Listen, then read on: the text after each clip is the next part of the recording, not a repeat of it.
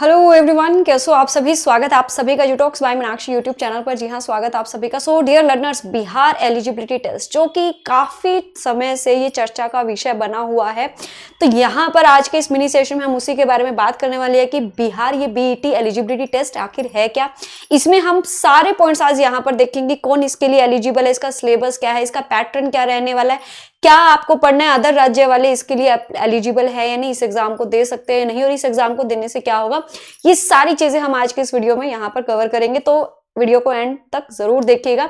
तो Bihar eligibility test जो है वो एक तरीके का आपका टेस्ट है जो बिहार राज्य में जो गवर्नमेंट कॉलेजेस है उन गवर्नमेंट कॉलेजेस में आपको असिस्टेंट प्रोफेसर बनाएगा। जी हाँ, असिस्टेंट प्रोफेसर यहाँ पर आप जो बिहार के, और ये बिहार के इतिहास की अगर मैं बात करूं तो बिहार के इतिहास में सबसे पहली बार ये होने जा रहा है कि इतने बड़े लेवल पर आपकी वैकेंसी मिली है। इससे पहले ये एग्जाम सिर्फ 2 ही बार हुआ है और अब ये 6 से 9 हजार के आसपास यहाँ पर आपको वैकेंसीज देखने को मिलेंगी, और उसके लिए बिहार सरकार जो है काफी चर्चा में भी है और इसके लिए जो तैयारियां हैं वो कर भी रही है, पूरी एक्शन मोड में है। तो चलिए बात कर लेते हैं इन सभी पॉइंट्स को लेकर, जिससे आपको एक ही जगह पर सारी चीजें जो है वो क्लियर हो जाए कि एक्चुअल में बिहार बीईटी है क्या, योग्यता क्या है, इसका परीक्षा पैटर्न क्या होगा, कौन कौन से विषय को इसमें शामिल किया गया, अन्य राज्य वाले एलिजिबल है नहीं, और इसका सिलेबस क्या है।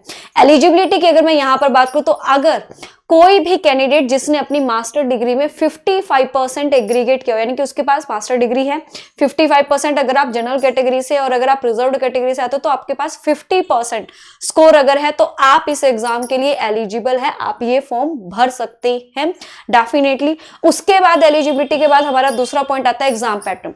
तो बिहार एलिजिबिलिटी टेस्ट जो है बाकी स्टेट्स के सेट एग्जाम की तरह ही है, और पूरे भारत देश में जितने भी सभी के सभी स्टेट्स है वो अपने अपने लेवल पे स्टेट लेवल जो स्टेट एलिजिबिलिटी टेस्ट जो है उसको करवाते हैं, और वो बिल्कुल आपका नेट के पैटर्न पर ही होता है। तो बिहार राज्य भी अपना जो बीईटी एग्जाम है उसको नेट के पैटर्न पर ही करवाने वाला, और नेट के पैटर्न में आपका क्या रहता है, 2 पेपर होते हैं। फर्स्ट पेपर में भी आपकी 10 यूनिट होती है, सेकंड पेपर में भी आपका 10 यूनिट होता है, सिलेबस उसका डिफाइन है।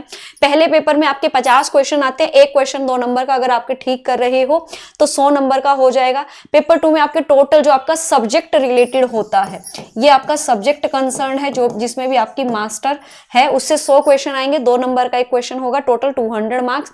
अगर आप सारे क्वेश्चन जो है करते हो तो टोटल यहाँ पर 300 मार्क्स का पेपर रहता है, जिसके लिए आपको 3 घंटे मिलते हैं। और खास बात यह है कि इसके लिए कोई नेगेटिव मार्किंग नहीं है, क्योंकि ये आपको एक एलिजिबिलिटी टेस्ट है, ये आपको एलिजिबल बनाता है।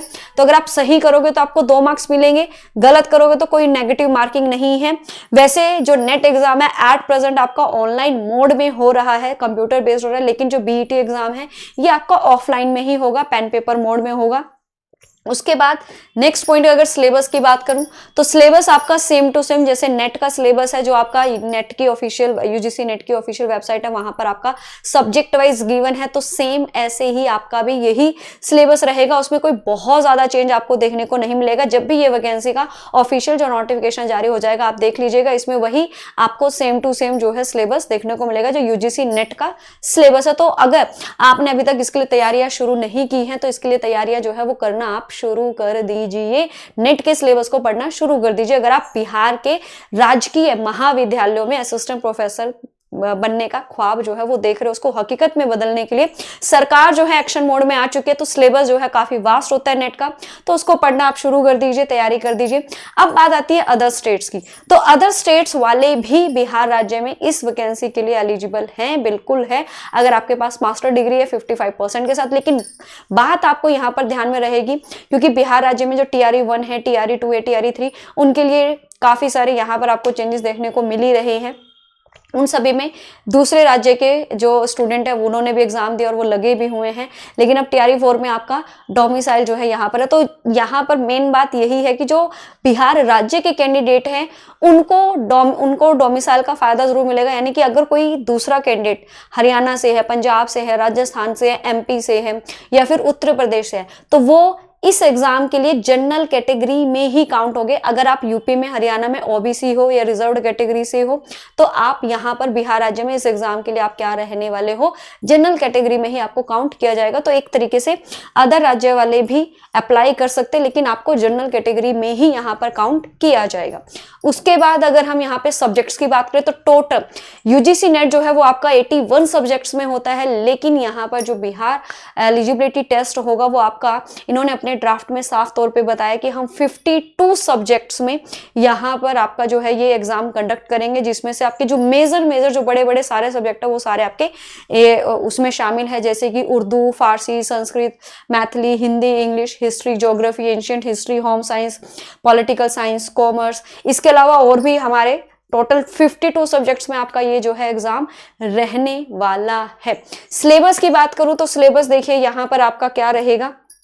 सिलेबस जो यूजीसी नेट वाला सिलेबस है, एलिजिबिलिटी की हमने बात कर ली, तो ये एक अच्छी खासी अपॉर्चुनिटी बिहार राज्य के लिए और बाकी सभी स्टूडेंट्स के लिए रहने वाली है। अब यहाँ पर बात आती है कि मैडम ये वैकेंसी कब तक आ सकती है और कब इसके लिए जो है एग्जाम पॉसिबल है। तो अगर मैं यहाँ पर बात करूँ तो बिहार सरकार जो है इसके लिए पूरे एक्शन मोड में है और टीआरई 1, 2, 3 के अगर मैं पैटर्न की बात करूँ तो यहाँ पर बिहार सरकार ने एक 2 महीने के अंदर एग्जाम ले लिया, यानी कि जैसे ही नोटिफिकेशन जारी होता है उसके 1 से 2 महीने के अंदर भी एग्जाम लिया गया है। तो बिहार सरकार यहाँ पर भी ऐसा कर सकती है।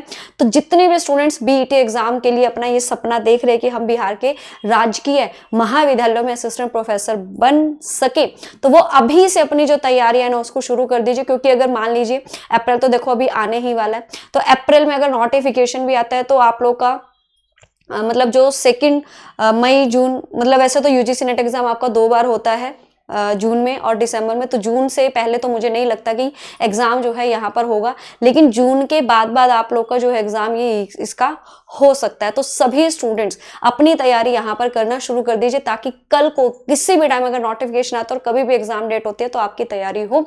और अपनी तैयारी को बेहतरीन करने के लिए आप डेली हमारे यूट्यूब क्लासेस से भी जुड़ सकते हो। अगर आपका विषय कॉमर्स है, अगर आप कॉमर्स से बनना चाहते हैं तो रोज दोपहर 3 बजे मेरे यूट्यूब पे क्लास हो रही है, उसमें आप जुड़ सकते हो। साथ ही साथ बीईटी के लिए, कॉमर्स के लिए अगर आप स्पेशल क्लास चाहते हैं तो वो भी मुझे कमेंट कीजिएगा।